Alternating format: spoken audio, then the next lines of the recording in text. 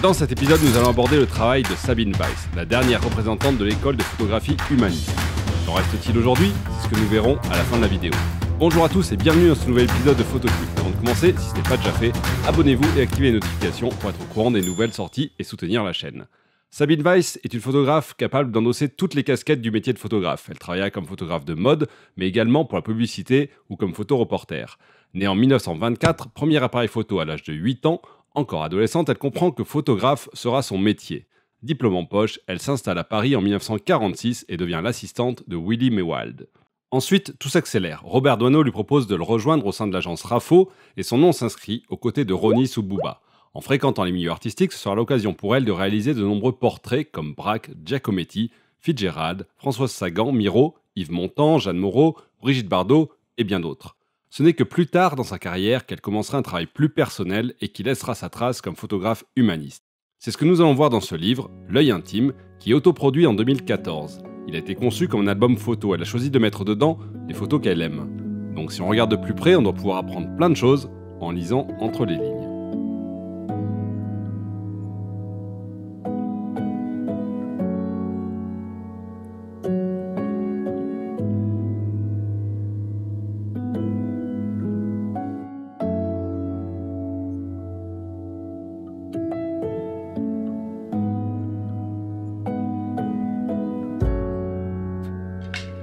Entre ses différentes commandes pour la mode, les journaux, les magazines, elle prend le temps de développer une écriture photographique alliant curiosité et malice. Elle joue au photographe avec les enfants et se fond discrètement dans le monde des adultes. Il faut remettre tout cela dans le contexte de l'époque où une femme photographe est plutôt rare et elle ne devait pas forcément passer inaperçue. Elle est touchée par les gens et met en avant les combats du quotidien.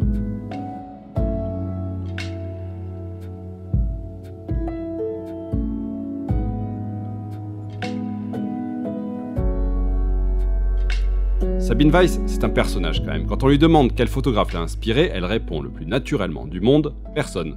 Et en plus, c'est sans doute vrai, à l'époque la photographie est confidentielle. Pas d'exposition, ni vraiment de médiatisation des photographes. Elle ne se voit pas comme une artiste photographe, mais plutôt comme une photographe témoin de la réalité du monde qui l'entoure. Dans ce livre, on remarque qu'il n'y a qu'une seule photo sans présence humaine ou animale, et c'est celle-ci, Bilboquet à la Concorde. Sinon, la grande majorité des photos sont des portraits, des personnages, des figures.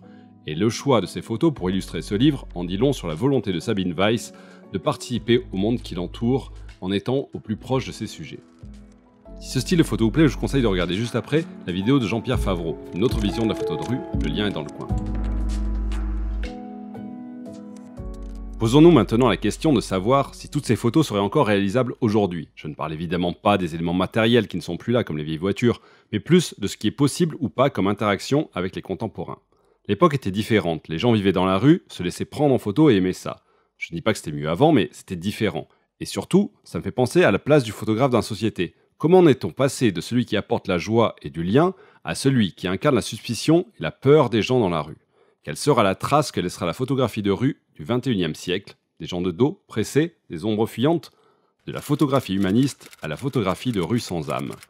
Pour que vous puissiez vous faire un avis, je vous fais défiler des photographies qui ont gagné les derniers concours de street photographie, comme Fisheye, Actes Sud ou The Independent Photographer. Le constat est que la photo de rue est quelque part le reflet de notre société, un témoignage de l'époque, des relations humaines. Avant, le photographe était considéré comme une curiosité. Il est maintenant devenu un potentiel danger qui se servirait de l'image des gens. La masse de kidam devenus photographes y est sans doute pour quelque chose. Je ne suis pas en train de juger, mais la photo de rue a changé, c'est un fait. Bien sûr, il y a des exceptions, mais le bilan est édifiant. Je pense qu'on peut constater à travers ces images un état de la société. Est-ce que nous, quand je dis nous, je parle des photographes de rue contemporains, est-ce que nous voulons laisser l'image d'une société individualiste, sans expression, sans visage, où les personnages dans la rue ne seraient que des ombres furtives, sans réelle identité, sans caractère, sans émotion? Faire des photos dans la rue est tout à fait légal. Et au final, la démarche est plutôt positive puisqu'on montre qu'on s'intéresse aux gens et à leurs particularités. Le résultat dépend donc essentiellement de notre attitude. Alors, peut-être avons-nous un rôle à jouer. La photographie peut être un vecteur de lien, un moyen de faire un pas vers l'autre, d'échanger avec un inconnu, juste parce qu'il pique notre curiosité, juste parce qu'on a envie d'immortaliser son image pour les générations futures. Les photographes de rue ont la lourde tâche d'être, en partie, les témoins de la société actuelle. À nous d'essayer de la rendre plus humaine.